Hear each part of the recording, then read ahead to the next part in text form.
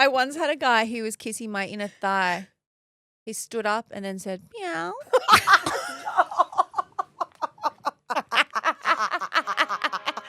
just knock yourself out with your computer? I just hit myself in the face with my laptop. Can we get a slow-mo on that, Ness?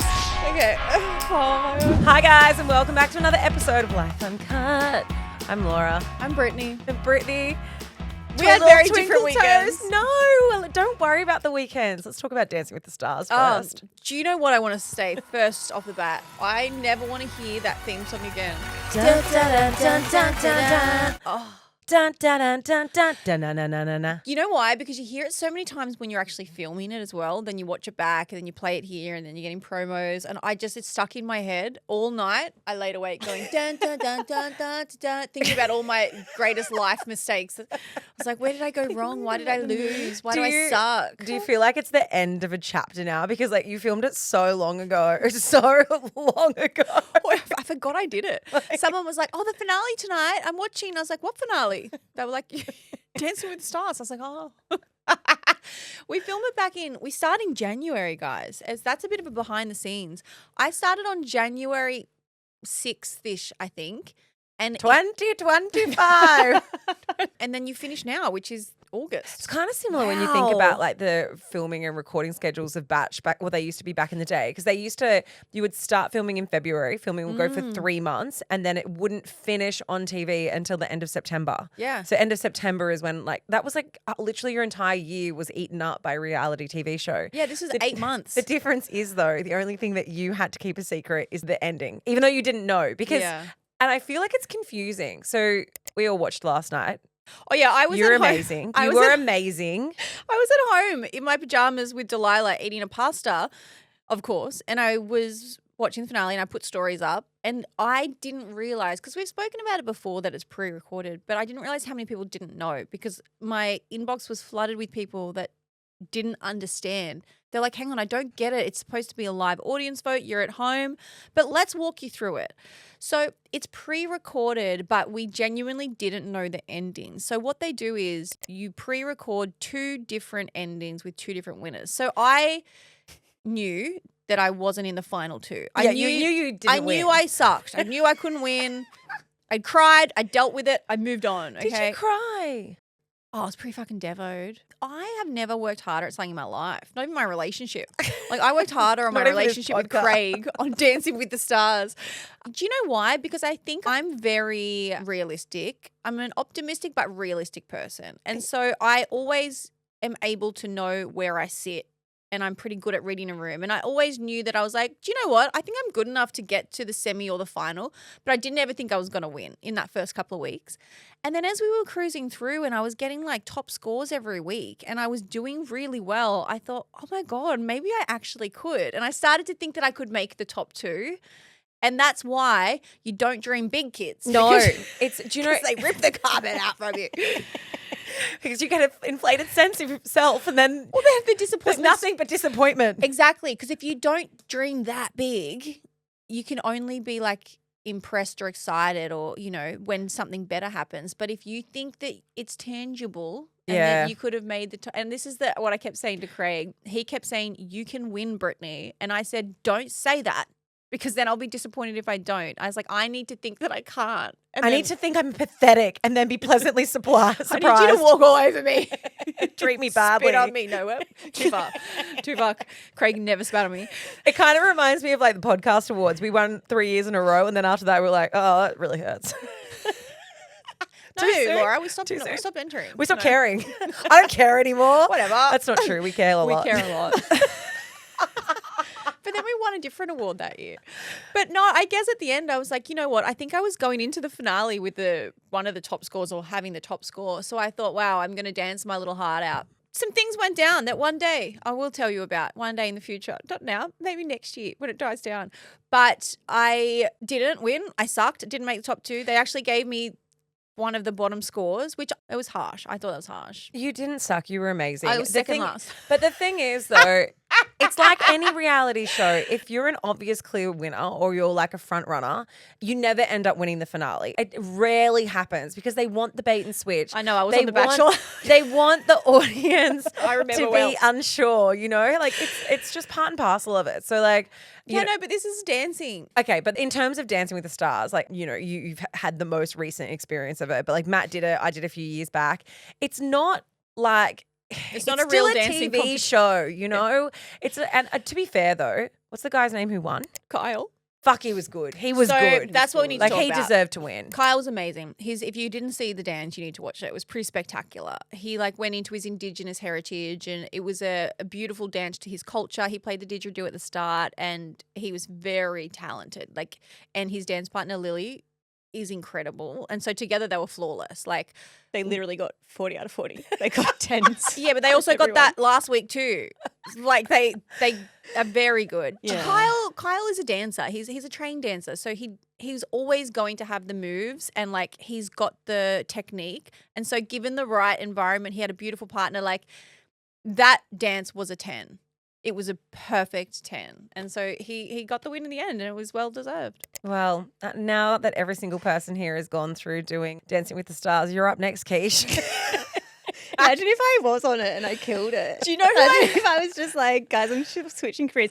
Britt, you were a winner in all of our eyes. And I actually will say I was there for the taping of the finale, and it was, my days, it was a long night, like it's a really so long night. I think it was about 5.5 hours in total, like from woe to go. And because if you're in the audience and if you're in kind of sight, you're not able to leave when they're filming. So you've kind of got to stay in place the whole time. By the end of it, I was like, Brittany's been kicked out. I just want to leave. But that is a really good indication of why they can't do it live. So a lot of people ask why these shows can't be live.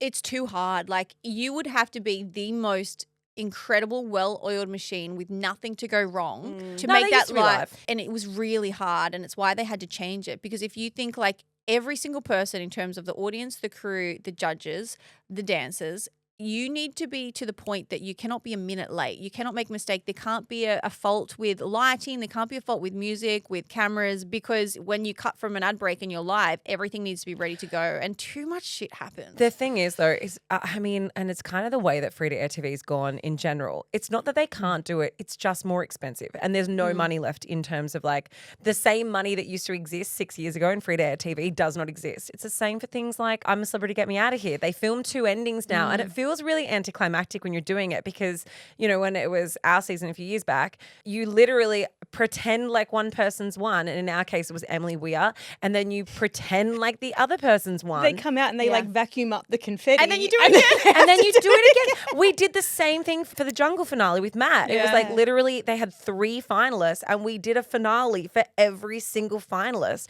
And so the one part though that I do think is a bit of a peek behind the curtains is you can actually vote up until the minute that they play the winner. So like the voting is live. That's real. No one knows what the end result is, but you know it's between 2 people. You know it's between 3 people. So with Dancing with the Stars last night, it was between Sean McAuliffe and Kyle from Home and Away. The thing is like it could have been either of their races right up until the end. So they didn't even know. It's anticlimactic for the person who wins because they're at home watching it on TV. Yeah. They're not there in the moment. It all happened months ago.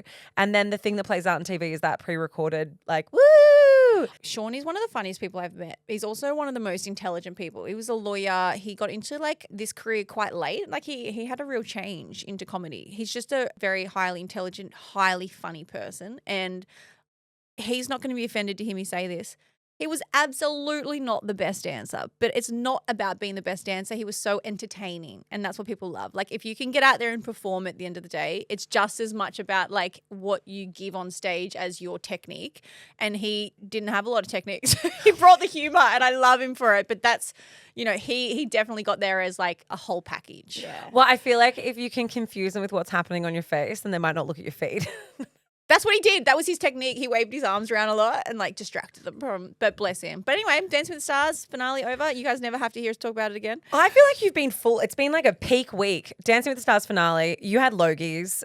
Like we had very Bro. different weekends. We've had very different lives recently. No, not let's even be that. honest. I said to Kish the other day, I've blown my load in these last 2 months. It's too much. Weddings, Dancing with the Stars, like multiple weddings, Dancing with the Stars, the Logies, everything else has been going on. I was like, it's. Brittany's just got- lying in bed I've with a got- towel and content come all over her. It's am. all done. I am, and now I don't have anything for the rest of the year. I'm like, I mean, we had very different weekends. How are the Logies? does anyone care about the Logies? We have this conversation every year. I mean, we care obviously because we go, but I genuinely wonder what people care about. I think it's mainly the fashion, to be honest, which sucks because people should care about, you know, our entertainment industry and the amazing people on our screens. That's what the Logies is. But I have a sneaky suspicion most people are just checking it out for the fashion. Do you know what I do care about? That there was like the reality TV category. So it was like Married at First Sight, Farmer Wants a Wife, Dancing with the Stars. Guess who won? Have a guess. I know. No, you can't say it because you were there. I know because I watched it on TV. You have to give all the... Keisha can't guess if you don't give her the options. So the category was Best Structured Reality Program, right? And Structured. Best Structured. No Best one knows best- what structured means. I think it's like the flow of the show, how the show works, Well, the no. mechanism of the show. Because there were other reality TV categories, but this one was structured reality, so I don't really get that. But anyway, continue. Okay. Well, these were the finalists. Farmer Wants a Wife, Gogglebox Australia, Married at First Sight, Muster Dogs, Collies and Kelpies, Shark Tank Australia, The Real Housewives of Sydney. I'm only guessing And the this. finalist was I'm only guessing this because you guys alluded to the fact it was the dog one, wasn't it? Dogs! Is this like when Matt lost to a cat at the content? It's pretty similar. It's pretty similar. Being on Real Housewives and being like, sorry, are you telling me I lost to a dog? Like, Imagine Kish, being- didn't I lose to him? Didn't Dance with the Stars Yeah, lose to Muster imagine Dog? being on Married at First Sight, the biggest reality show in Australia. It's streamed That internationally. garners the most views and is watched like tenfold in the UK. And No, you lose to Muster Dogs, Collies and Kelpies, ABC. Even the people at the table when you saw it on TV were like, "What the fuck?" The most disappointing part was that I was stoked. I picked it because we were guessing it as they were going, but the dog wasn't there. The Muster Dogs weren't there. It's a really good show though. They show like Kish, you'd love it. They have the dogs. Vibes and unsubscribes. They have the dogs learning how to muster on a farm. Like they, Can we send Delilah on it? yeah, no, she would. It's her time to shine. She can't do anything. She can't even sit. Delilah is not a muster dog. She's never worked a day in her life. But yeah, that was a bit of threw a spanner in the works. But back to the fashion. I think that's what people care about, right? I don't think anyone's tuning in to find out that muster dogs won. I don't know. Maybe I'm wrong. I think people That does tickle me, to be fair. Yeah, but I think it's an old school demographic of people who really care about the actual awards. Like Ellie, my mother-in-law, sat there and watched the whole Logies. I think from like our generation or even like, younger generations, the things that we're clicking on when it comes to the articles and the news sites and whatever is the content or media that's coming out of it is the like best dress lists and what do people wear and what people are doing on the red carpet. Or it's the little bits of social grabs that go up on Instagram, which is like celebrities being interviewed by people. I think like that's the stuff. It's when fun. it comes to the actual show itself, I mean, Sam Pang's opening monologues are always amazing and like very cutting. I think like they've kind of nailed that. He's great. Yeah, they've nailed that style of the Logies now. But in terms of like the actual, I don't know, it's an industry thing. Look, the only other award that I will talk about or give an honourable mention to is the Gold Logie. So like the big main award that everyone there wants in your career. And it was given to Lynn McGranger, who is Irene on Home and Away. So she's just everyone knows her. You don't have to have watched Home and Away to know her. Irene has been a staple in Australian TV. She has to be one of, if not, besides Alf, like the longest running TV series actor I think that we've got on our screen. I think she was only on Home and Away for about 33 years playing that character. So like Lynn is Irene. Irene is Lynn. She's been on there so long that they've written her out with dementia. Yeah, they're writing her out with her storyline's dementia. So grim. No, it's so beautiful. Anyway, she won. But you know that you've really expired your character when they're like, oh, we can't kill her off. We'll just make her forget everything. Here we go. I watched it Put her in last a night. home. No one will visit her. Sorry, that's true. That's too That's harsh. actually really mean, Laura. What happens? People still visit people with dementia. I know, just not as frequently, okay? And I say that jokingly because we would visit my nan all the time and there was a lot. It's really sad. I think it's a great storyline. Cut all that if it makes me sound insensitive. It does. Keep it. It's because you've got personal experience, and I'm like, it's less insensitive because you've lived it. I know. I'm joking. It comes from trauma, guys. My nan had dementia and was in hospital for a long time. And we laughed. And we visited her all the time, but it was really sad seeing the amount of people who were in homes who did not get visited who had dementia. But that's why I think it's a great storyline, because it's actually so relatable to the percentage of people in Australia that have family members going through it. And I don't watch Home and Away. Like, I used to watch Who the it. fuck does? I watched I'm it last. so confused. No. Apparently the UK are It's obsessed huge. with it. Yes, but like, how does that affect Australian rating? It rates so well in Australia, yet I cannot find a single person who watches it. I don't. It's a particular demo. I think it's more of the younger demographic, to be honest. I watched it when I was younger a lot. Like I loved it, and all my friends did, but I guess I just grew out of it. But I watched it last night because it was before the finale of Dancing with the Stars, so it was on TV. First time I've watched it in years, and I was crying at the storyline of Lynn, like, because her storyline goes over a couple of weeks. And it was so well played, and maybe because I'd seen her acceptance speech the night before and I saw how much it meant to her, and it was really cool. Yeah, she's amazing.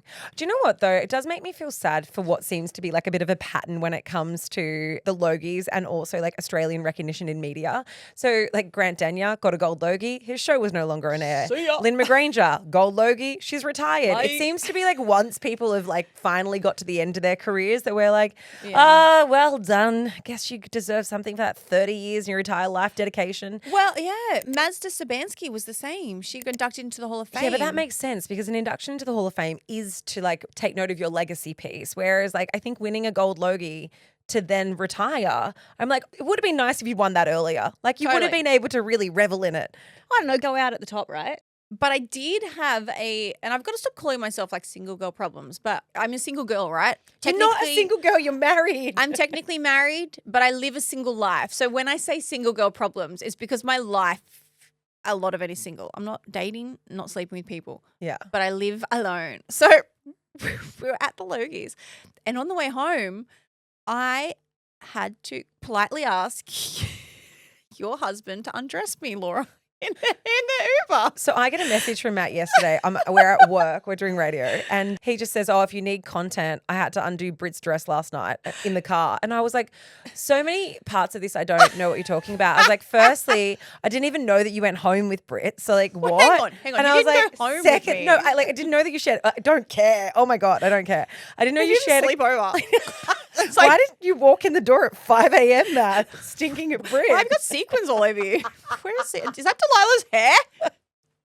No, so we go in the Uber, right? And Matt, like Laura and Matt and myself, obviously we live pretty close to each other, same suburb. I do still live with my husband. Things are going well. Yes, and I live in their old house. So I was like, it would make sense to go home together. So we're in the Uber on the way home, and just as I'm about to get out, like we're both in the back and the Uber driver's in the front, obviously driving.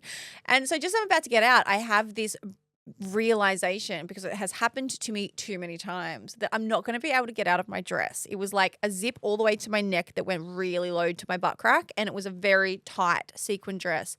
And I was like, oh my God, if I go inside, I'm not going to be able to, I'm going to have to sleep like planking in a sequin dress. And I'm then never come out in the morning and come out in the morning. find some jogger to undo your dress. So I'm like, hey, sorry, do you mind undoing my dress? And I could see the Uber driver's eyes like flick up to the rearview mirror. And Matt's like, now? And I'm like, yeah.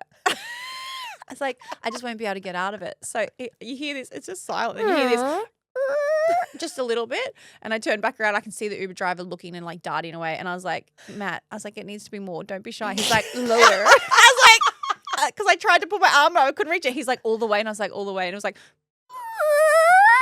all the way to my butt crack. And then I was like, thank you. The Uber driver's like, what the actual fuck? And he's like, are you leaving to Matt? Matt's like, no, I'm going home. I'm not getting out with her. He's like, I've got a really pregnant wife at home. Then I'm running down the street, because once you take the dress off to the butt, it will slip off your shoulders, right? Like it was like a low cut, and I didn't have a bra on. So I'm just running down my street now with my dress falling off my shoulders, just holding my boobs. But bye, Matt. Thank you. Like just doing me a solid. That's how you know you got a real friend. You got to do what you got to do. It's happened to me before where I haven't been able to do my dress up for an event, and I have gone and just waited in my lobby of my apartment. I'm not kidding. I've just stood there at the door and I wait for someone to come out and I'm like, I'm so sorry. Do you mind doing my dress?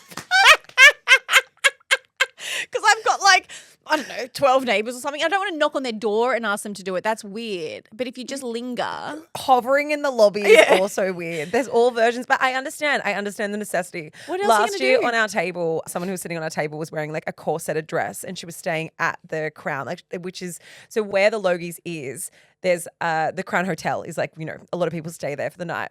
And she could not get out of her dress and she slept in it the whole night. She got home really late after the after party and she was in a corseted, like individually buttoned down dress at the back and then realized, I can't fucking undo this. It's 3 a.m. What do you do? No, Slept. Hotel staff. Hotel staff. She should have you just call the hotel staff a hundy. I think she was drunk. We know she was drunk. We had very different weekends this weekend. So Britt was at Logies. I didn't go, like twofold. One, I didn't want to. I didn't want to have to try and find a dress. You would pregnant bellies in beautiful dresses are amazing. But all like designers, and this is, you know, I understand why, but it's hard. Designers only make dresses in sample sizes. They really do. Like everything's a size 8, it's a size 10. It's really hard to find stuff when your body's a really odd shape. Like people are not making maternity sample sizes. So I was like, I don't want to really have to go through that. And also we had this trade show in Melbourne for Tony May, and it was like a wholesale trade show where I don't know, for anyone who's not in the world, it's like we obviously sell retail, but then like you go and you do these trade shows where you're selling to other boutiques that can come and stock your brand, right? One thing I want to say, I have always been, and I feel embarrassed to say it now, I've always been like a Melbourne poo-pooer. I've always sat on the Sydney elitism. You know, careful saying that. I know, and I know it's controversial, and I say this because Melbourne has better restaurants, it has better coffee, it has better everything, Better nightlife. I've lived in both. But I love the beach, so like I will always kind of like gravitate to that option, I guess. Do you guys remember Sarah Davidson's really viral video where she compared Melbourne and Sydney and she said that Melbourne's the less hot sister? Yeah, but more interesting sister. Yeah, it had to develop a personality. 100. Because it didn't have the harbour and the beautiful beaches. The beaches in Melbourne, I know everyone is like, we do have beaches. Sorry, St Kilda and Elwood. I remember the first time I went to Elwood Beach and there was a surf patrol and I was like, but for what? Surf? I'm not kidding. The wave was, if it was lucky, half an inch. It's like a bay. It's a bay. I haven't been there. You had to walk 50 metres until it was hip deep. Well, I think maybe I've like reached that point. You know, when you're in your 20s and like maybe when you're like 18, 19 and you prioritize hotness, that's what happens, right? So when you're young, you prioritize hotness. You'll date the hot chick or the hot guy that's really dumb just because they're so fucking hot.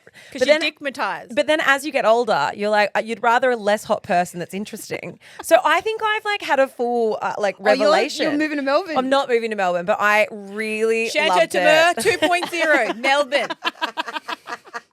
Shanta to Melbourne. What's a Shanta to Melbourne, you fuck? Whatever fucking house you're going to do next. Melbourne was beautiful. Like the weather was amazing. We ate at such nice restaurants. Like none of them super expensive or anything. Just the food was so good. The wait staff was so nice. Like going out for dinners in Sydney, you feel as though the wait staff are doing you a favor.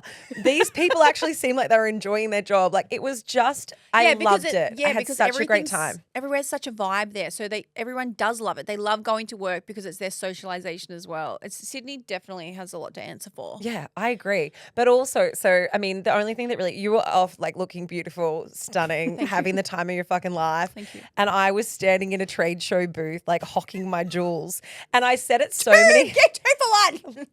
Did it take you back to Bondi Market? Literally, it really did. But the thing is, like, it's quite it's called Life and Style. So if you're a brand and you're like trying to get into more wholesalers or whatever, like it's a great one to do. We've done it for years.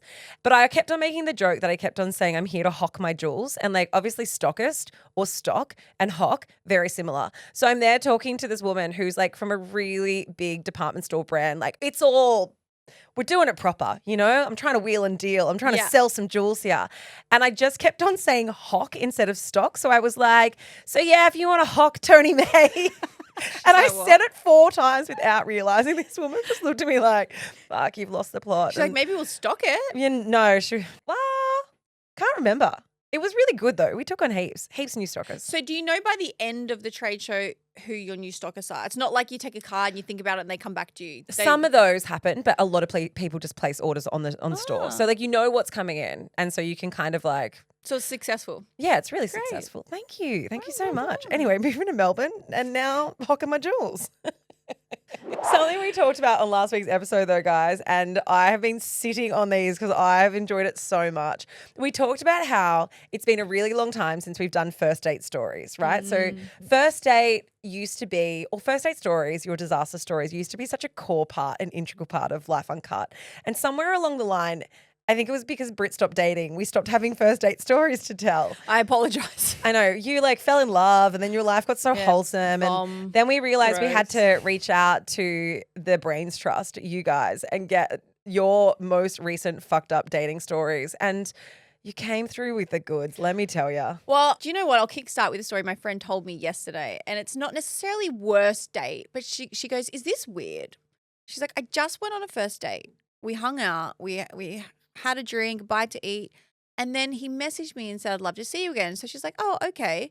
He calls her on the phone for the second date and invites her to the opera house with his ex-wife to watch his daughter's dance recital. No.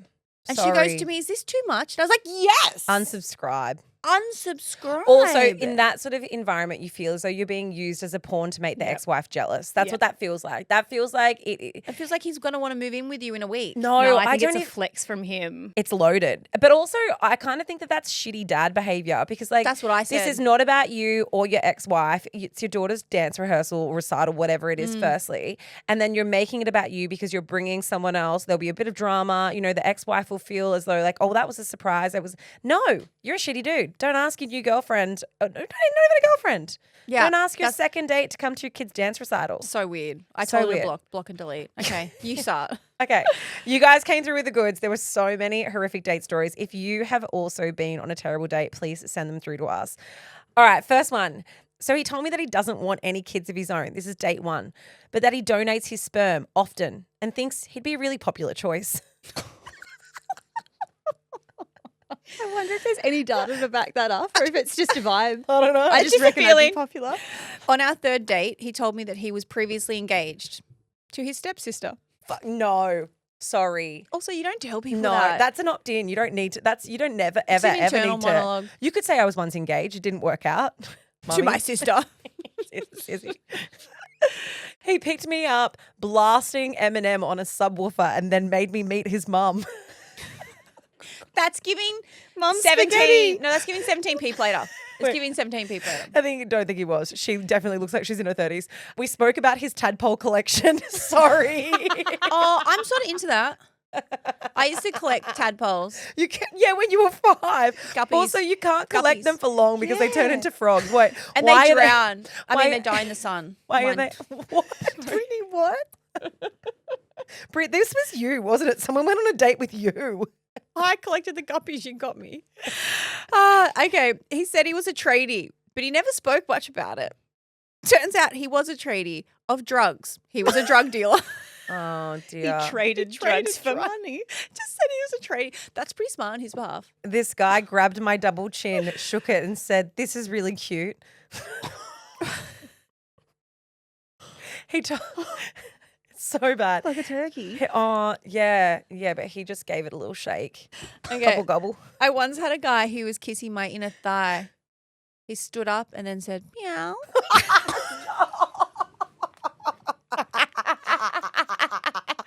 You just knock yourself out with your computer? I just hit myself in the face with my laptop. Can we get a slow-mo on that, Ness? Okay. His dog ate my underwear whilst we were having sex. Hang on, we can't just go past someone meowing. Sorry. Is that because he's near a pussy? I don't know. Yeah. Is he method acting? Here, kitty. Like he's licking her inner thigh. Imagine that someone looks up and you goes, meow. Like, what? What? I don't even know how to unpack Does he that. identify as a cat? I don't know. I don't know where to take that. I don't know how to add more. Unpack it. All right. Okay. He was on ecstasy and I found out because he tried to offer me the other half of his pill. He said it was nice to share. Imagine rocking up on a first date. Sharing's scary. Yeah, but I mean, that's pretty presumptuous to think that a first date. And then she went into more details and said it was a walking date. Oh, shit.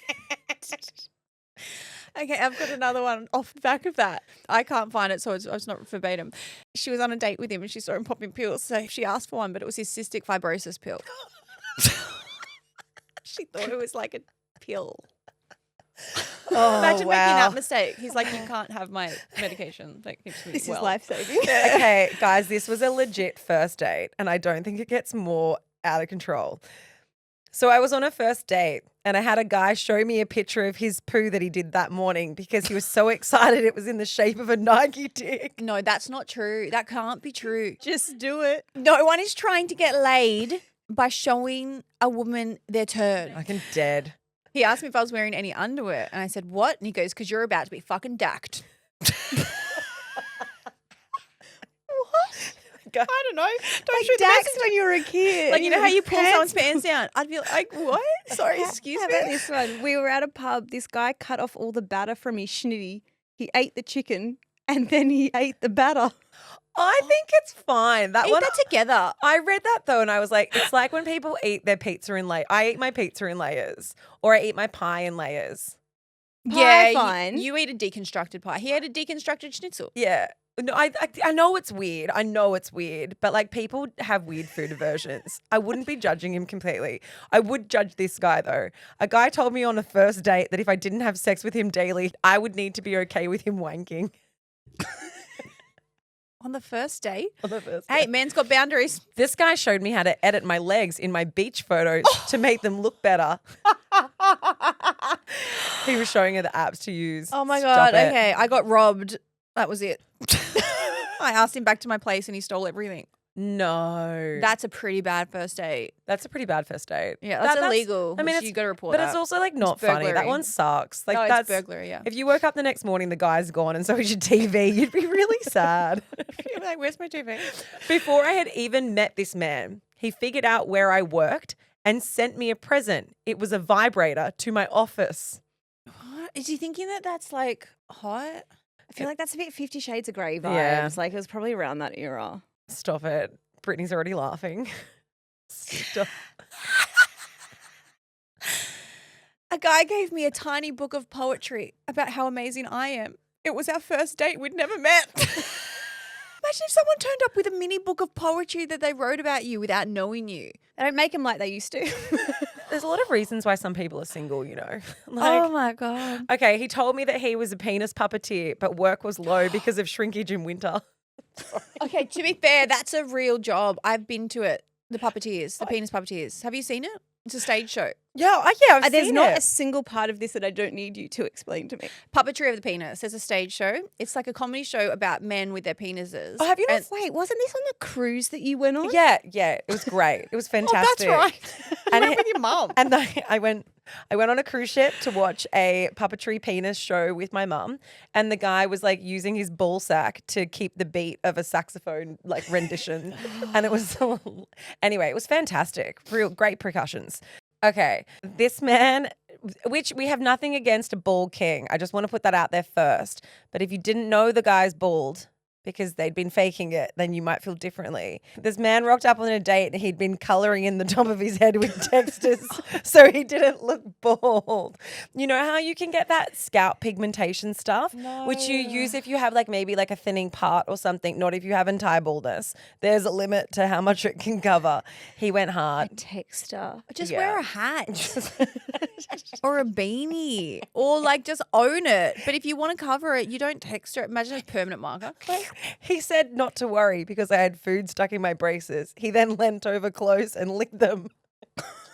Sorry, what? Someone licked someone's what? She had food stuck in her braces. And instead of helping her get it out, No, that makes me he feel licked unwell. the food in her braces. No. Wait, can I tell you a story of that? I'd love you to. It makes me feel sick. That makes me feel sick. Licking food out of someone's braces is fucking disgusting. Don't do it, especially on a first date. I will never forget when we were teenagers. My friend had this giant wart on the end of her finger, and she was like a really good, like state level touch footballer. This is going to make me feel sick. She ran and she got into a tackle. She fell over and they got into a tackle and they got up and there was all this blood on her hand and her wart was gone. Guess where it was? In the girl's braces. No, I'm not joking. I feel sick. I feel unwell. I'm dying. Anyway, the braces, and she's like, the girl had blood dripping down her face and stuff from the wart in there because it ripped it off. Okay, anyway, sorry. That's awful. Sorry, disgusting. This one's a tiny bit longer. When I was younger, before I had a license, I went on a date with a guy that looked just like the lead singer of Green Day. Score. We met at a train station and we were walking to the cinema. Along the way, he got a phone call. He stopped suddenly, walks over to the nearby bin, pulls out a plastic bag from his backpack and puts it into the bin. He's very calm. He then gets off of the phone and doesn't say a thing. An hour later, he finally tells me that his boss was pranking him and had put a human shit in his bag. What the fuck? That's not a prank. What is wrong with men? Also, like, it's okay if it's your mate, but like your boss can't do that. It's like amounts of power. Yeah, guys, you can't do that again. Imagine if I shit and put a shit in your handbag and you were going on a first date. I know men that would do this. Do you remember when I was on a date? You guys might remember it, but this was like 3 years ago. 4 years ago. I was on a date once. We went out and like whatever, had coffee. It was nothing. And I was going to drop him home because he wasn't that far away. And I was like, hey, I can drive you home. It's fine. Like whatever. We're in the car and I stopped at a stoplight, like a red light, and he just got out and ran away. He got out of the car and ran away at the stoplight, at the traffic light. And I was you like, never what? saw him again. To this day, rumour has it. No, Brittany saw him again. He's still running. And I was like, yeah, rumour has it, he's still running. It was I've never had someone run physically so repulsed that they had to get out of the car while it was moving. I wasn't even stopped. It was like coming to a stop. He's like commando rolled out of a moving car. I was like, do you have diarrhea? Why is your seatbelt Was it done like- up behind your back? I reckon. But it was really quick. He was preparing, ready. He was like this. It was going slowly. Then he went, seatbelt off, out the door. And I was like, Do we reckon he had a girlfriend? what, and he's seen her or something? No, like he didn't want you to drop him off at home. He don't needed to get know. out before. Bro, to this day, I'll never know. This guy asked me if I had kids yet, and I said no. And he asked, oh, why? Can't you have them or something? Sorry. Imagine. I dated this guy who told me that he loved camping. He would go away every single weekend. Turns out he was on detention, weekend detention. That's why he's not contactable. Okay, this one's not funny. Went to a guy's house. This is problematic. Went to a guy's house for dinner. Didn't want to sleep with him, so he just sat down and jerked off in front of me. No, you That's need to illegal. leave. You Guys, need to go. I can't believe what people are going through. Yeah, but I think that, especially when you're younger and you're still in the people pleasing years, like I would have sat through that back in the day. Remember I would apple never pie anymore. guy? Oh my God, that happened to me. Warm apple pie. Warm Yeah. apple pie. This is a story from the archives, everyone. But I didn't even go on a date with this guy. We went out. I think we'd been at like a TEDx talk and he was kind of a friend. And then it turned into dinner afterwards, which kind of was a date, I guess, but not intentionally a date. And then he was like, come back to my house. I've got dessert. And I lived up the road for him. Should have been a red plum. Well, I knew what he was. I was like, no, I know better than this. Laura thought, she goes, I know what he wants and I don't want to do it. So I'll come back. I knew what his plan was. Just give me a second. No, I was like, no, I'm not doing it anyway. He was like, no, I legit have apple pie at my house. He's like, come back and have dessert. I was like, oh, everything in my body's telling me this is a bad idea. But I'll do like it anyway. apple pie. And so anyway, and he did only live down the road. So I was like, well, if there's no apple pie, I'll walk home. So I got to his house. There's no apple pie. And there was apple pie. It was great. So he gets out the apple pie. He's put it in the oven and stuff. And he's made these 2 bowls with ice cream. You're apple like, pie. wow, this is lit. I'm going to get apple pie. It's like, fuck yeah, I'm having apple pie. Anyway, I had to go to the toilet and the toilet was like at the back of the house. So I walked to the back of the house, go to the toilet. It took me a little while. I come back and he's fucking butt ass naked sitting there with no clothes on and then 2 apple pies. And I was like, dude, what are you doing?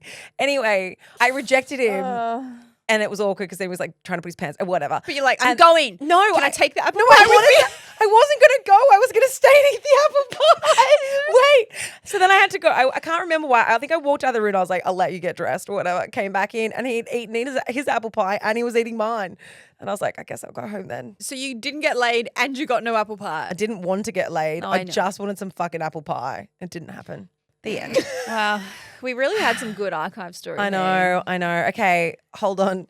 This is not that strange, but I just want you to like put yourself in this situation. You're on a first date with a guy and he's doing this. This guy just kept on picking up random objects, pretending that they were a phone and saying, hello, mum. What? No, he's not well. To be fair, when they make the mummy issues that clear, they're doing you a favour. And the last one I want to add, and I love this one because most of the worst first date stories we receive is because people have experienced terrible dates. Most of the time, people don't admit that they are the terrible date. So I really enjoyed this one. She wrote, "This is one's too long for your little question box. I got so drunk on a first date, I passed out, locked in the pub bathroom in London. He had to get the staff to break me out. I woke up freezing in his jumper, completely mortified, and decided the next day that I really just need to do the mature thing. So I went to his house, I returned the jumper, I apologized, and for some reason that I still can't fully explain, I gave him a blowjob. I never heard from him again." Why are we like this? Oh my God. It's pity. Guys. A pity blow. Full being there.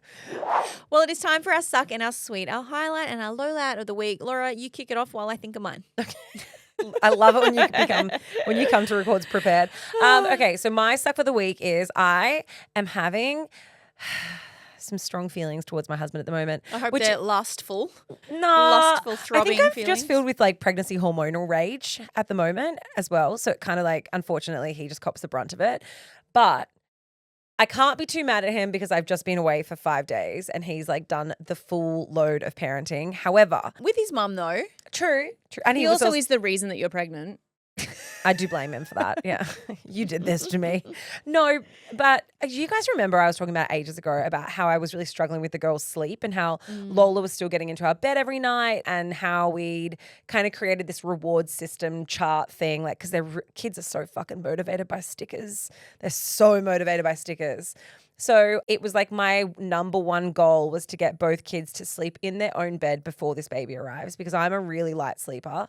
I don't sleep well when they're in bed with us, and it doesn't affect Matt because he's a really heavy sleeper. He could literally sleep with Marley May across his face. And She'll he'd like sleep. climb on top of him and sleep across his body and he will not wake up. Whereas like if they're in the bed with us and they're wiggling around, I am wide awake. I also think it's a mum thing. Mums are just more in tune in case something is Totally. wrong. Like you hear more in the house. Do you know that there is like a biological thing that changes, like a chemical reaction that happens in your brain? The minute that you go into labor and you give birth, like the hormone release and everything changes something in your brain, which means that you're never able to get as deeply into your sleep again. Like you are forever, like as a mum, you're chemically changed that you are on high alert when you're Keisha's sleeping. never having kids. This is devastating. It changes. Like Marley or Lola could make the slightest rustle in their bed or a little moan or something because they're having a dream, and I wake up and But I it hear makes that. sense. You're the protector. You're the person that grew them, birthed them, and your job is to be the protector. Like it's I am the ingrained. protector. Yeah, whereas Matt's whilst just like, Matt just sleeps. So what are you angry Sleeping about? next to me. Okay, so the problem is because he can sleep so fine with the kids in the bed, he doesn't enforce the sleeping rules. Like he doesn't enforce the rewards chart. And over the last couple of weeks, we've had like a lot of things happening where we haven't been sticking to our schedule. Like we went to Cairns, we've been away, we're down the coast. And then with me away, so me away for 5 nights, the kids have slept in bed with him every single night. Which means, so the night I got home from the trade show, I got 3.5 hours sleep. That was it. Last night I had about maybe 5 hours sleep. And I feel as though I'm the only one that's the bad cop when it comes to sleeping in your own bed. And so I'm feeling a little bit like You got to have my back frustrated. here. Yeah, I'm feeling frustrated because I'm like, we just worked so hard to get them to that point, and now we're 7 weeks off having a baby, and it's They're back in all bed. of that good work is completely undone. And Yeah, that's fair. You got to be, in my parenting experience, you do have to be like Consistent. on par with each other when Yeah. you're making these decisions, like because you just unravel it very quickly. Yeah, and like, you know, it doesn't take long to form a habit with kids, but also it doesn't take long to undo a habit with kids. So now we're back to, like, last night was 6 wake ups because 3 for Marley, 3 for Lola. Oh my was every God. 45 minutes was a wake up because one of them needed something or wanted one of us in their bed or anyway, I got to the end of it and I was like, you Lock the need door. to fix this. Throw away the key. Lock the door. Bye. Fix it. So I came here quite frustrated this morning. Anyway, that's my suck. But my sweet is that I was away for 5 nights and I have not had the quality of sleep that I had in those 5 nights was the best that it's ever been. I went to bed at like 9 o'clock every night. I woke up at 7:30.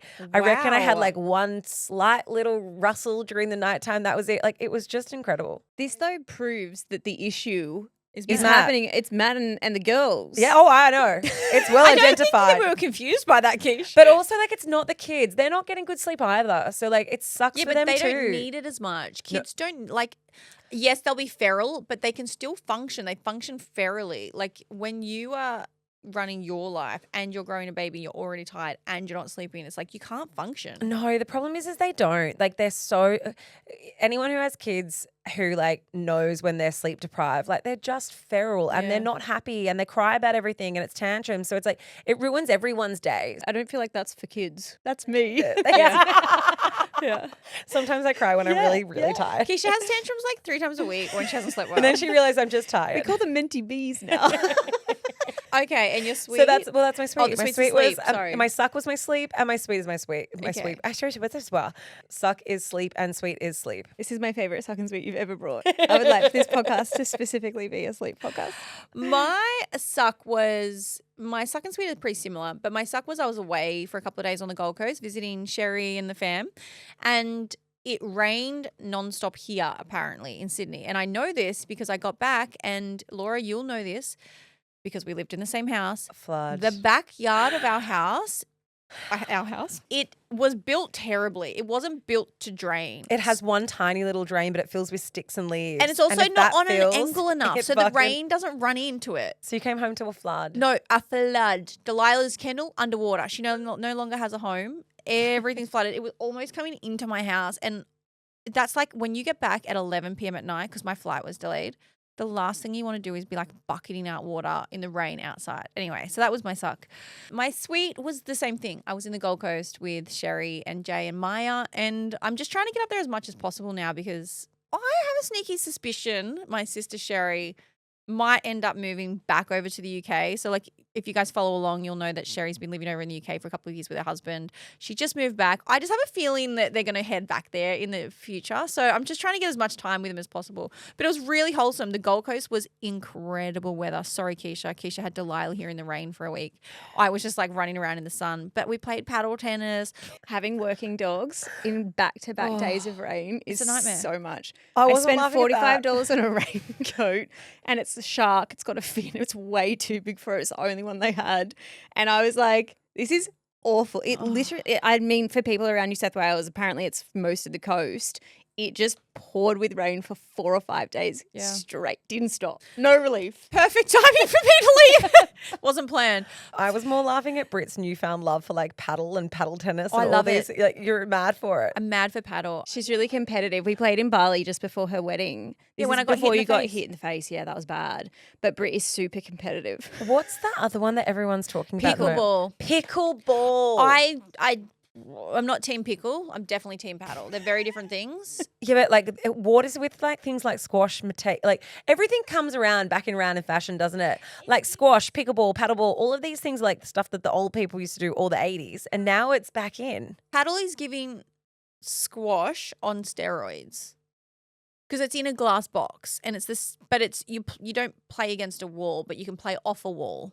Right, so that's squash. Squash is a glass box as well. Well, glass wall. I think it's not as hard as tennis as Yeah. well. So No, like, yeah. it's more accessible for people. Oh, because every age plays. Like you can be 80 and have an injury and play because the balls will always bounce back to you. Isn't squash just against a wall? Like you play with 2 people. Yes. And it can bounce off any wall and you both have to run around. Yeah, so you're playing like tennis. It's like doubles tennis. So you're playing each other on a mini tennis court, but you're in a giant glass box and the ball it doesn't matter if you miss it and you're not quick enough to get it because you just turn around because you know it's going to bounce off and come back to you and then you just hit it back over. I remember being a kid of the 80s, my mum would go and play squash and we would sit and watch her smack a ball around in front of the glass. Yeah, my parents were squashers as well. And they also did theatre. What great Okay, entertainment. Okay, let's get out of here. All right, guys, that's it from us. Look, if you want to watch any of the episodes, you can watch them on YouTube. If you haven't already seen, go hit subscribe, join our little YouTube community, or if you have anything for us content-wise, like your terrible dating stories, or you have Ask Uncut questions, whatever it is, We want them. slide into the DMs at Life Uncut Podcast, or you can join the discussion group on Facebook, which is Life Uncut Discussion Group. And remember, tell your mum, tell your dad, tell your dog, tell your friends, and share the love. Because we love love!